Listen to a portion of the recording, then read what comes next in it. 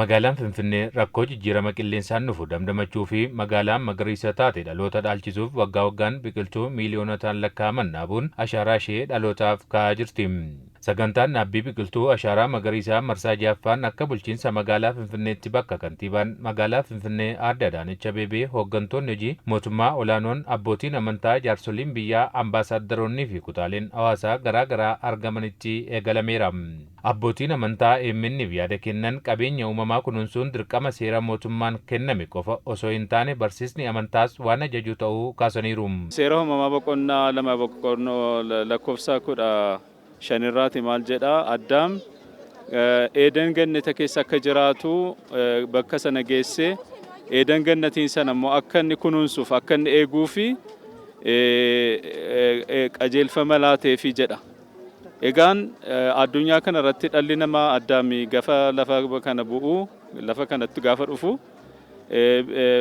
lafa akka eegu dachee kana akka inni eegu biqiltoota akka inni kunuunsu dacheen kun uffati ishee biqiltuudha. ይሄ ችግኝ መትከል አካባቢን ማሳመር እግዚአብሔር የጀመረው ነው። biqiltuu dhaabuu naannoo miidhagsuu waan waaqni eegaleedha. Jannataa eegalame waaqnis eegalee akka nuyi eegnuu fi kunuunsinu nu kenneera. Nu kana fudhannee deemuudha. Biqiloonni dhala namaaf miti bineensotaafuu lubbuudha kan jedhan abbootiin amantaa kunneen hojiin eegumsaa fi kunuunsa naannoo dhimma fayyaa ofii eeguu ta'us dubbataniiru. Biqilaa magariisa dhaabuun jireenyadha. Jalatti boqotta, qilleensa gaarii argatta. Biqilaan hin jiru taanaan qilleensi jalaa jijjiirama. Qilleensi hin jiru taanaan jireenya hin qabdu jechuudha. Qilleensi karaa biqiltuu argama, karaa mukaa argama, jalatti boqotta. Biqiltuun dhala namaaf qofa osoo hin ta'in bineensaaf hin ta'a. አካባቢን መጠበቅ ጤንነትን መጠበቅ ነው። አካባቢን መጠበቅ ጥሩ ምቹ የሆነ የመኖሪያ አካባቢን መፍጠር ማለት ነውና naannoo eeguu jechuun fayyaa ofii eeguu jechuudha. Naannoo jireenyaaf mijataa ta'e uumuudha. Biyyi fi magaalaan keessa jiraannu sadarkaa addunyaatti dorgomtuu akka taatuuf hojjechuu qabna. Magaalaan keenya qulqulluu fi miidhagduu taasisuun dirqama hunda keenyaati. Biyyas ta'ee magaalaa jireenyaaf mijooftuu taate dhalootatti dabarsuuf tokkummaan dhimma biyya keenyaa irratti hojjechuu qabna jedhaniiru.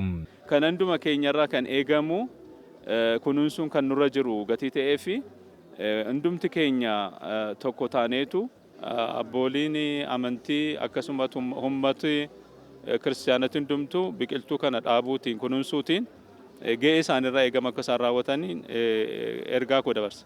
ልክ ካለፉት አመታቶች በበለጠና በተሻለ መልኩ akkuma waggoottan darbanii karaa fooyyee qabuun hojii dhaabbii biqiltuu kanarratti amantootni hundi hirmaachuun ga'ee isaanii akka ba'atan imaanaa jechuun barbaada. ህዝባችን በዚህ አመት ካለፉት አመታት በተለየ መልኩ ummanni keenya kan durii caalaa tokkummaan baanee akka hojjennu imaanaa jechuun barbaada. Dhaabnee deemuu qofaa miti deebinee kunuunsuus qabna.